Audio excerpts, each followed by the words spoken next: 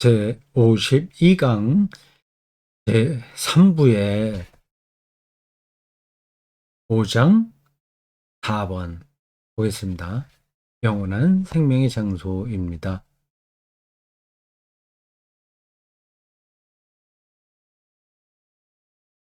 5장 제목이 영원한 생명입니다.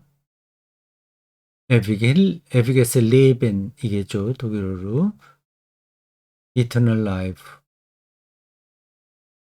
Eternal 영어로 그렇고요. 엔들리스가 아니라고 하는 것 기억해 두십시오. 시간이 연장되는 게 아니에요. 시간이 질적으로 변화되는 겁니다. 질적으로 변화된다는 게 감이 안 잡힐 겁니다. 그건 바로 앞 시간 한 번째에서도 말씀드렸어요.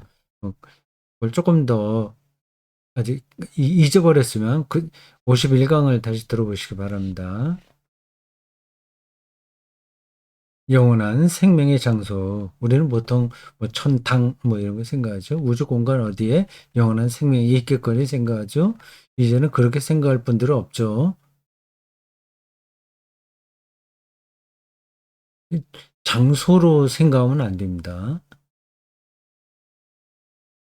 완전히 안 되는 건 아니겠네요. 여기 지금 우리가 어떤 공간 안에 있으니까 이게 장소죠.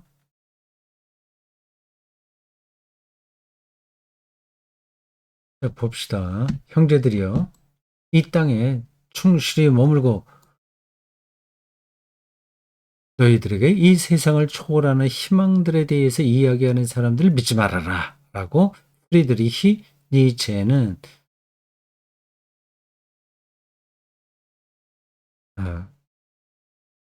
그 소설 자라투스트라에서 현대인들에게 경고하였다. 가만히 있어보자. 저 문장은 앞에 어디선가 한번 읽은 것 같은데, 야, 지금 그걸 읽으면서 이거 내가 강독을 한 건가 하는 약간 착시, 약간 그 비현실적인 느낌이 들었어요. 이거 한 걸 내가 지금 다시 반복하는 건가? 어떻게 된 거지? 하는 거였습니다.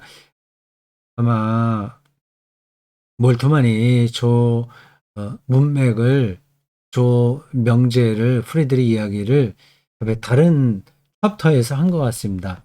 이 책은 처음에 말씀드렸듯이 몰트만이 예, 단권 저서로 쓴 게 아니에요. 여러 잡지에 실었던 거를 편집한 겁니다. 그러니까 중복될 수 있는 거죠. 니체 이야기가 다시 나왔습니다. 프리드리히 니체는 신학자들에게 아주 중요한 철학자입니다. 몇몇 중요한 철학자들 많이 있긴 해요. 헤겔도 중요하고요. 슐라이르마커는 뭐 더더욱 중요하고 키에르케고르가르 그렇고 뭐 다들 중요합니다. 뭐 하이데거도 중요하고 프리드리히 니체는 이제 반기독교적인 철학자로 이름이 자자한데 뭐 꼭 그런 것만도 아닙니다. 신이 없다 이렇게 얘기한 게 아니라 신을 너희들이 죽였다 얘기한 겁니다. 당시 그리스도교가 말하는 신은 오히려 그 그리스도교가 죽였으니까 그런 신은 없다는 거지. 신 자체를 부정했다고 보기는 힘들어요. 그 다른 생물학자들도 그렇고 철학자들도 그렇고 그 신학 문제에서는 그 개념이 어떠냐에 따라서 그 오해되는 경우가 많이 있습니다. 프리드리히 니체 땅을 강조한 땅에서 구체적인 삶을 강조한 철학자라서 저 하늘나라를 이야기하는 교회의 주장을 뜬구름 잡는 것처럼 비판했죠. 그 비판은 받아야 마땅합니다. 그런데 영원한 생명 장소는 이 세상을 초월하는 하늘 어디가 아니라, 니체가 저기서 얘기하듯이 그게 아니라 짜라투스트라 이건 조로아스터교의 창시자를 얘기해요. 가 아니라 이 땅 위가 아닌가? 그래, 니츠가 얘기하는 그 땅이 바로 지금 영원한 생명을 말하는 여기인데, 그렇다면 그 니체는 뭘 모르고 기독교를 비판하는 거죠. 기독교적인 희망은 인간을 이 땅으로부터 하늘로가 아니라 땅 위에 도래할 하나님 나라로 인도한다. 예수님의 주기도에도 있잖아요. 하늘의 뜻이 땅에서 이루어지이다. 철저하게 땅을 강조한 겁니다. 근데 그게 이제 하나님 나라, 하늘나라, 그리고 승천, 뭐 그러한 어, 단어들로 표현되니까 그냥 오해되는 거죠. 하늘이 인간에게 열려 있다면 그것은 이 땅 위에 있다.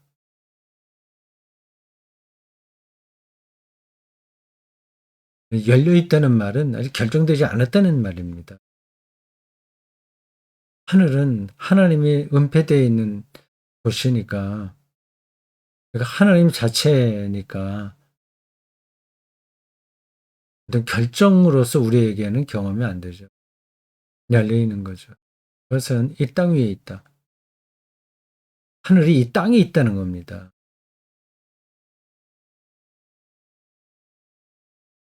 하나님 나라는 바실레이아는 이 땅과 직접적인 관계 속에 있다. 그것은 이 땅과 함께 살며 인간은 단지 이 땅 위에 임할 하나님 나라를 위해 진력을 다할 수 있다. 왜냐하면 이 땅 위에 그리스도의 십자가가 서 있으며, 음, 네, 설교 후에 표현이 나옵니다. 이 땅 위에 그리스도의 십자가가 서 있으며 또한 어디 다른 곳이 아닌 이 땅 위에서 악으로부터의 구원이 기다려지기 때문이다. 그것은 영원한 생명으로 변화될 이 허무한 생명이며 영원한 생명으로 부활하게 될 이 세속적인 생명이다. 우리 허무하잖아요. 이제 다 없어지니까. 그리고 굉장히 세속적이잖아요. 뭘 먹어야 되고 또 어, 우리의 여러 욕망 안에 갇혀서 살잖아요. 세속적인 생명이에요. 근데 그게 변화돼야 되는데 그건 이 땅에서의 삶이라는 겁니다. 그러므로 우리는 복음의 약속으로부터 마치 니체처럼 다음의 말을 듣게 된다. 형제들이여, 이 땅에 충실히 머물러라. 이 땅은 값진 것이다. 즉 너희들은 여기에서 하나님의 오심을 기다리고 하늘 저편의 세계를 꿈꾸지 말아라. 이 땅과 하나님을 한 마음으로 사랑하는 자만이 하나님 나라를 믿을 수 있다. 각주 78번 보실까요?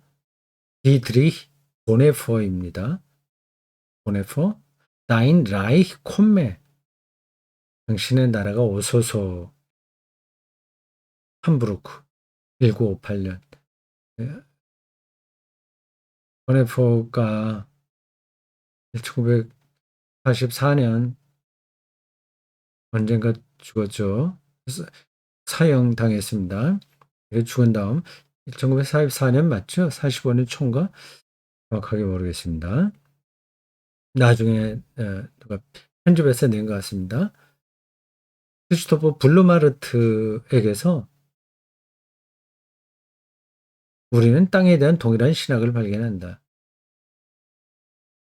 블루마르트 종교사회주의의 아버지라고 할 수 있습니다.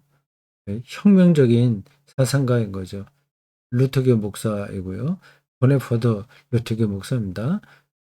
루터교 목사들에게는 혁명적인 요소가 좀 약한 법인데 이 사람들은 그렇지 않았군요.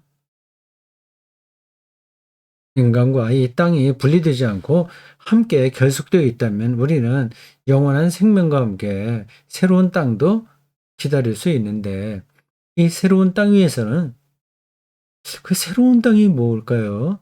그러니까 지금 우리가 두 발을 딛고 있는 그 땅 자체라고는 할 수 없겠죠. 그렇다면 그게 아니라면 어떤 게 새로운 땅일까요? 더 이상 싸우지 않고 빈부격차가 이렇게 나누어지지 않고 말 그대로 지상낙원이 이루어지는 걸 얘기하는 걸까요? 그렇지는 않겠죠. 그것으로서 그 그렇게 된다면 뭐 인공지능이 인간의 모든 문제를 해결하는 그런 상태처럼 보이죠. 그걸 이제 우리는 새롭다고 말할 수는 없습니다. 죽음의 그림자가 더 이상 허무함 가운데 놓여 있지 않고 220쪽으로 넘어갈게요.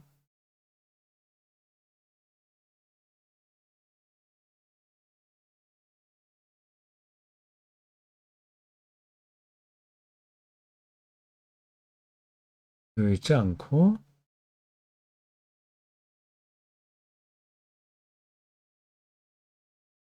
오히려 영원한 정의가 깃들어 있을 베드로후서 3장 13절 있을 것이다. 그것은 땅의 구원이 될 것이다.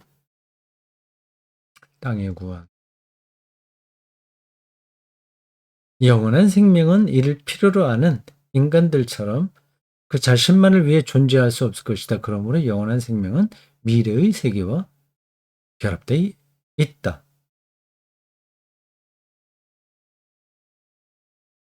미래의 세계와 결합되어 있다. 땅의 구원이긴 한데 미래의 세계와 결합되어 있다. 지금 현재에 있는 사람들만이 아니라 미래 세계에 속한 사람들과의 어, 운명이 결속됨으로써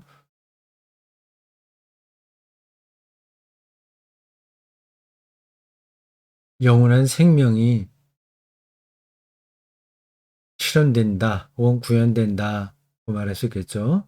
근데 우리의 노력으로 그걸 완성하는 게 아니라 하나님의 선물로 주어진다고 할 수 있습니다.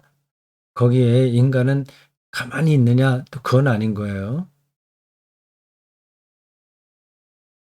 영혼에게 육체가 속해 있다.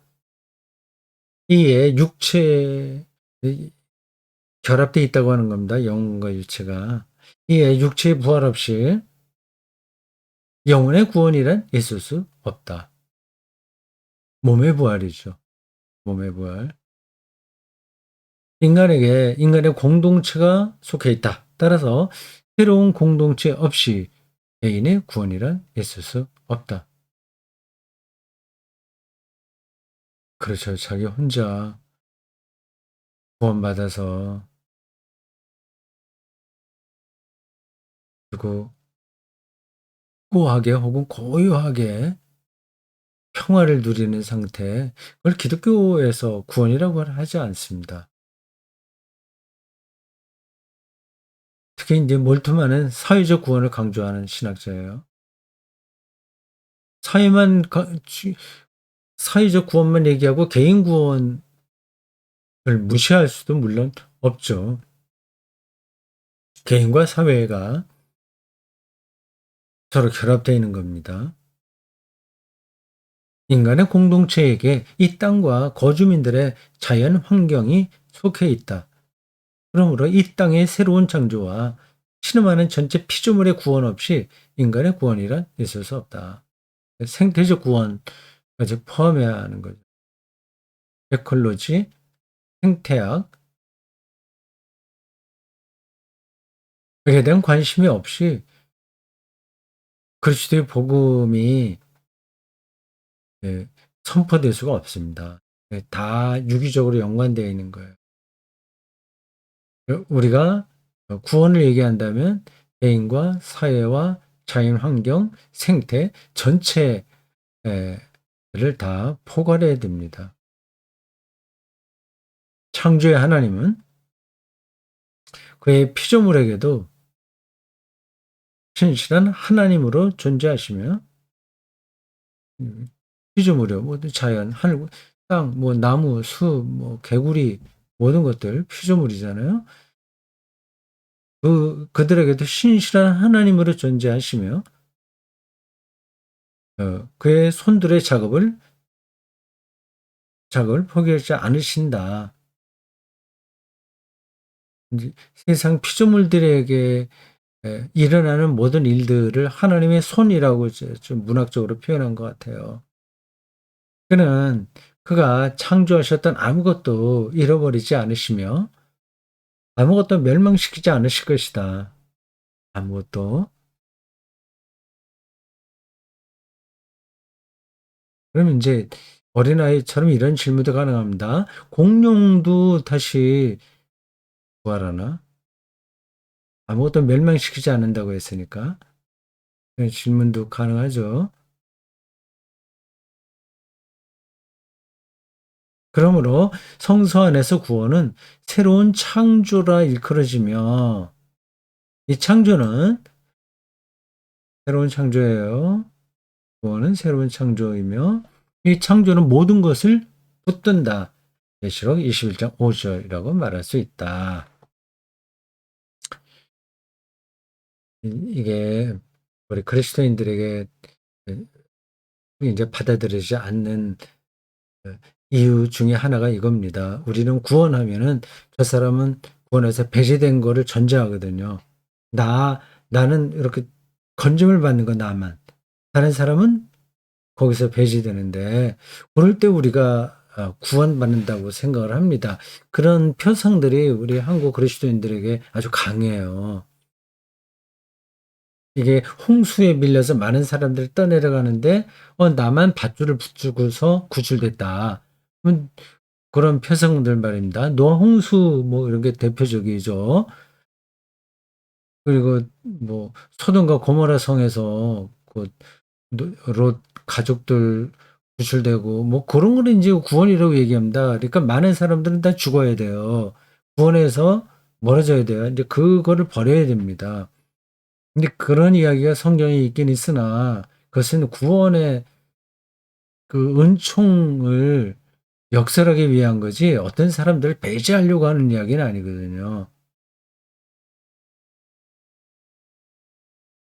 곧 바로 그게 나오네요. 창조는 모든 것을 붙든다고 말할 수 있다 하고 그다음 창조에 대해 적대적이고 세계를 멸망시키고자 하는 많은 구원 표상들이 역사적 기독교 안에 은밀하게 침투하기 때문에 이게 바로 지금 앞에서 얘기한 그 노아 홍수 이야기, 소돔과 고모라 이야기 등등입니다.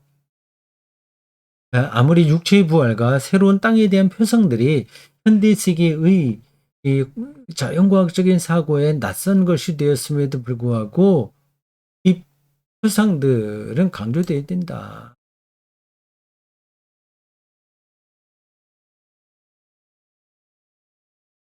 이러한 표상들은 막 시작 단계에 있는 포스트 모던의 전체적이고 생태학적인 사고를 다시금 일깨운다.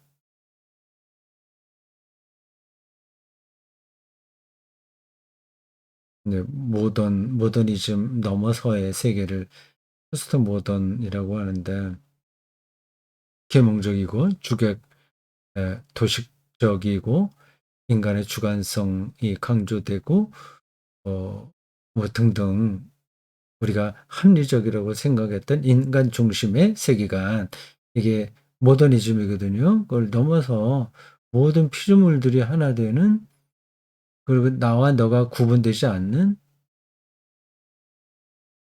그 구분을 줄여나가는 그러한 사조를 포스트 모던이라고 합니다. 그러면 장래가 보다 깊은 의미를 갖게 될 것이다. 그래요. 갑자기 이제 장례가 나와서 독일어 베에르디궁 이거 나왔네요. 에르디궁, 에르, 에르디궁, 에르트가 땅이라는 뜻이거든요. 에르트, 디궁 해서 동명사 했네요. 땅에 묻다, 에르디궁, 배는 뭐라 더 강조하는 겁니다. 배, 에르디궁, 그걸 장리라고 하네. 땅에 묻는 거니까. 그 의미를 갖게 될 것이다. 우리가 무덤에서 그리고 이 땅으로부터 그리스도는 너를 최후의 날에 부활시킬 것이라 라고 말하지 않고 오히려 그리고 이 땅과 함께 너는 부활하게 될 것이다 라고 말한다면 음, 그것이 새로운 땅이 아니라면 어디로 죽은 자들이 부활하게 될 것인가? 저런 표현이 어디에 나오죠? 이 땅과 함께 너는 부활하게 될 것이다 라는 표현 말이에요. 지금 저 뜻은 알아듣겠는데 어디서 인용된 건지 잘 모르겠어요. 아니면 독일 교회 의식서에 장례식을 하면 그 안에 나온 문장일까요? 땅과 함께 너는 부활하게 될 것이다라는 장례식 어, 예식문에 나오는 문장일까요? 그럴 수도 있겠죠. 음.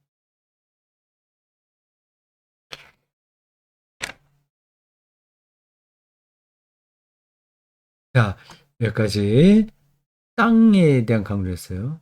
영원한 시간, 영원한 생명은 우주 공간 어디 저기가 아니라 이 땅이다. 변화된 생명이다. 그 변화된 생명을 어떻게 생각하느냐에 따라서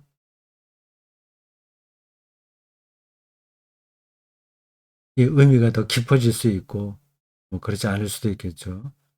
여기서 어쨌든 그 몰트만이 이 땅이 바로 영원한 생명으로 변화되는 장소다. 이 얘기를 하고 있습니다.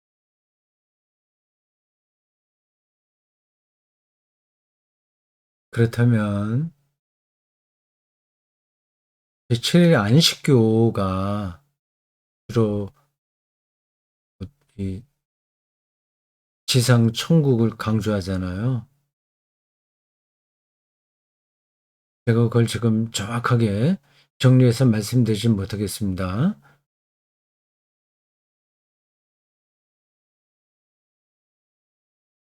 정통 기독교는 너무 내세지향적이고 초월적이라고 한다면 저 공간 어딘가 우주를 생각한다면 이제 좀 막연해져. 제7일 안식교는 이 땅에서의 천국을 이야기하니까 몰트만의 이야기는 오히려 안식교에서 말하는 쪽에 가까운 것 같습니다.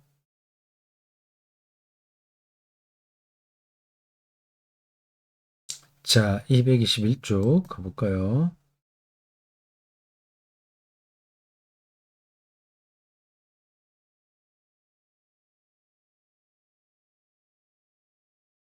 5번으로 넘어갔습니다. 영원한 삶이, 영위된 삶이, 미안합니다. 영위된 삶이 영원한 생명 속에 보존되는가? 영원한 생명. 우리 현재 생명이 이렇게 지속된다는 게 아니에요. 변화된다는 거예요. 네, 그건 제가 아주 반복해서 얘기했기 때문에 그만두겠습니다. 영원한 삶, 영위된 삶, 미안합니다. 자꾸 영원이라고 표현되죠. 5번, 다시 문장 보세요. 영위된 삶이 영원한 생명 속에, 여기 영위된 삶, 삶이라고 했고, 그 뒤에는 생명이라고 했잖아요. 이거 독일어로 똑같은 단어거든요. 근데 하나는 한글로, 우리말로 하고 삶. 하나는 한자 생명 이렇게 하니까 서로 다른 단어 같잖아요. 이걸 통일시켜야 됩니다. 번역할 때는. 물론 그 문맥에 따라서 그 구별해 되기도 해야 되지만 이제 이런 제목으로 나올 때는 그걸 정확하게 해줘야 돼요. 똑같은 단어입니다. 영어로 life예요. 영이 되는. 근데 살은 자기 인생이죠. 실존으로서의 삶이에요. 우리가 살았던 이 시간 안에서 살았던 이 세속적인 모든 삶입니다. 그것이 영원한 삶 속에 보존되는 거.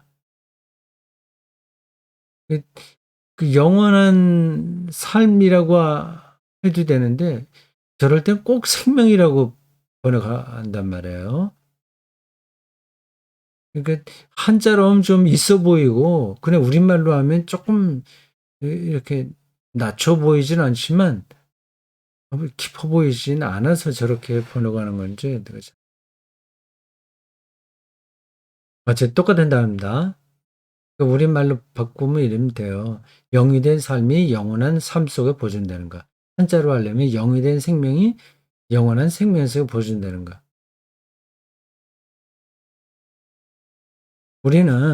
우리가 이 세상에서 존재했던 그대로 부활하게 되는가. 영이 했던 삶으로 부활하게 되는 거.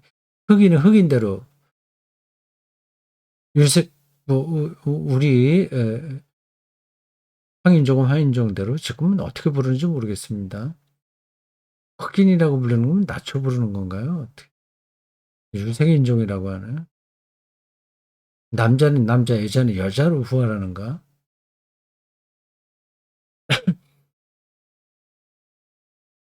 아니면 다른 모습으로 부활할 것인가? 우리는 우리 자신을 다시 인식하게 될 것인가? 그렇죠. 중요한 질문이죠. 우리가 천국에 간다. 미래예요. 변화된 세계에서 알아볼까요? 누구는 누구, 누구는 누구? 알아보지 못한다면 그건 몸의 부활이라고 또 할 수 없잖아요. 그럼 거기 가서도 저 사람 미국 사람, 저 사람 한국 사람, 저 사람 북한 사람 그렇게 구분해서 보나요? 그런 구분이 오히려 우리의 생명을 충만하게 만드는 걸까요? 어디에 시간과 영원 그리고 정체성의 사멸성과 불멸성의 극명한 차이점이 있는가? 뭘로 우리가 그걸 확인할 수 있느냐 하는 겁니다. 이 질문에 대해 추상적으로 대답하지 않기 위해서 저 문제 어려운데 멀뚱하니 풀어보려고 하는군요. 우리가 우리 이름 가운데서 불림을 받는 것에서 출발하고자 한다. 이름이 불린다. 여기 성경 어느 구절에 나온 것 같은데 기억은 못하겠습니다. 우리의 이름과 함께 우리의 전체 인격은 표시되고 우리의 전체 삶도 역사도 그러하다. 육체 없는 영혼이나 기네요.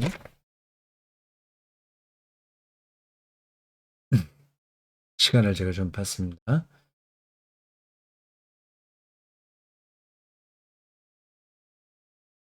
다시 보겠습니다.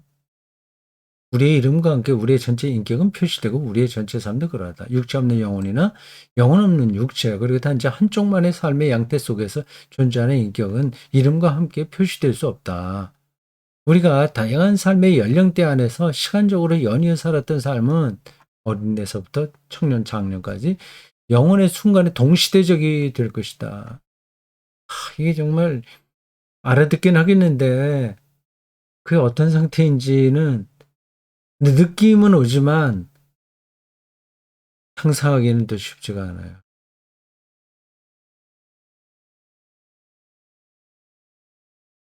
동시대적이 될 것이다. 영원한 현재.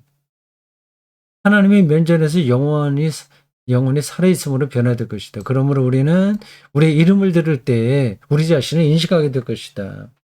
이름을 하나하나 부른다고 했으니까 그 성경 구절 어디 있나? 저럴 땐 몰트만 선생의 성경 구절을 거기서 인용해 주면 되는데 안 하시네. 영이 된 살았던 삶은 영원한 살아있음 속에 레비니카이드예요. 간직되고 보존될 것이다. 그렇지만 그것이 우리의 모든 불의와 고난과 고난의 영원화로 인도하지는 않겠는가? 그렇잖아요. 그 노예로 살았던 사람들 계속 거기서도 노예의식이 있단 말이냐? 안 되잖아요. 부활은 언제나 변화도 의미하는데 그 죄의 용서, 불의한 자들의 교정되어짐, 근심의 위로, 눈물의 닦음을 의미한다. 그것은 전혀 다른 존재로의 변화라기보다도 오히려 화해를 통한 자신의 존재의 변화다. 존재의 변화, 다른 모습으로 변하는 게 아니라 존재의 변화다.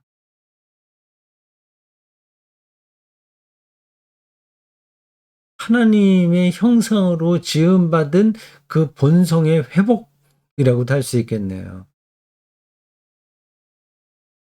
하나님처럼 되는 거죠. 말하자면 존재의 변화라고 하는 거.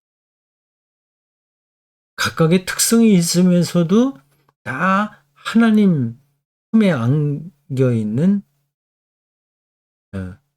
그 생동감.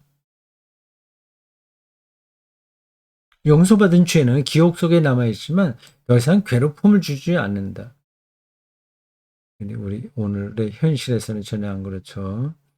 치료받은 상처도 흉터로 남겨져 식별이 가능하지만 더 이상 통증을 주지 않는다. 눈물이 닦이고 슬픔이 기쁨으로 변하더라도 눈가는 여전히 젖어 있다. 문학적인 표현이야. 이를 통해 나는 다음의 사실을 말하고자 한다. 즉, 우리의 유한한 삶이 영원한 살아있음, 레벤디카이트, 행동감으로 변화되면 그것은 사라지지 않고 오히려 변형될 것이 거라는 것이다. 클레어렌 예수 변모주의 자주 나오는 단어입니다. 변형, 클레어룸. 다시 말해, 우리의 삶은 받아들여지고 교정되며 화해되며 치유되며 그리고 음, 영화롭게 될 것이다. 그러나 우리의 삶은 그대로 존속하는데 그리하여 우리는 우리 자신으로서 그 안에 222쪽 안에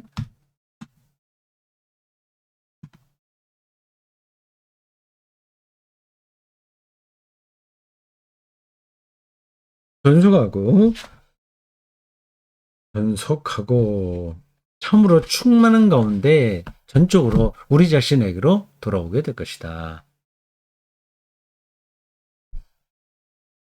알듯 말듯 하죠. 저분이 설명하는 그 영원한 생명으로 변화된 때에 나의 특성이 어떻게 보존되고 어떻게 변형되는가가 말입니다. 자, 여기까지만 하고 또 다른 문제는 다음 시간에 또 보겠습니다. 이제 거의 다 했어요. 한 번만 더 하면 끝날 것 같습니다. 묵직하게 들어오는데 생각할 거리가 많이 있습니다. 수고했습니다.